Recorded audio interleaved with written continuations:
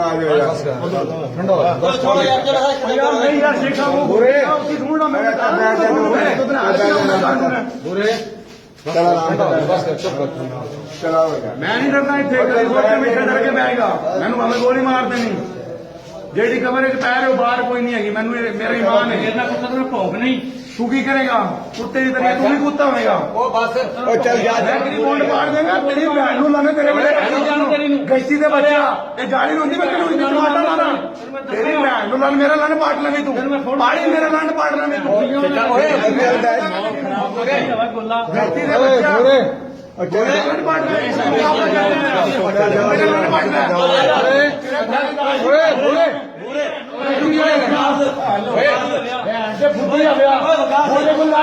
तेरी भैन नू मारा तेरी भैन नू मारा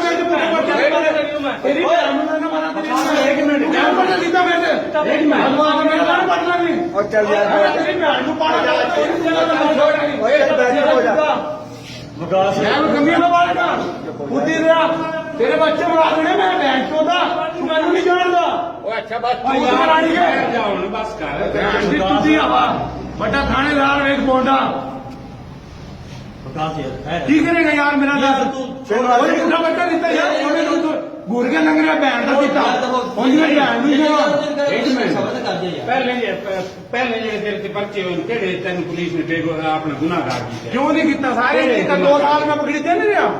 केड़ा मैं फैर मारे सी चौक नहीं तू दसरा मैं केड़ा फैर मारे सी हुए तेरी पुलिस के तो यार वो मैनू इंटरनेट मेरी गल ना कर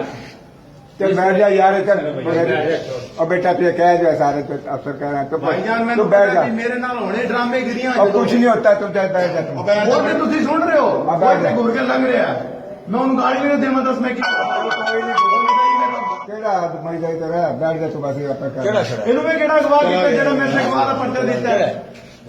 ये पुलिस कौन है? दरखास्त नहीं दी वो दूसरा यार दिती है ना तुम इंसाफ केड़ा किया है इन्हें रिश्वत ली है मेरे से पर्चा दिता गवाह का उठे पुठे पर्चे क्यों दिता है मैं गवाह किया मेरे देव जेड़ा मैं उन्होंने मारे दी चौथ मेरे से पर्चा दो 452 नहीं बनती मेरी दीवार क्रॉस करके मैं फोटो ले रहा उत्थे जुए चल रहा सी की कर रहा सी उत्थे विकास जी गल कहने जज्बात ही ना आया कर यार सबर कर जी गल चलो यार खत्म करो चलो यार आज खत्म करो जाओ सारे जाओ एक सारे बाकी जाओ भाई सारे जाओ चलो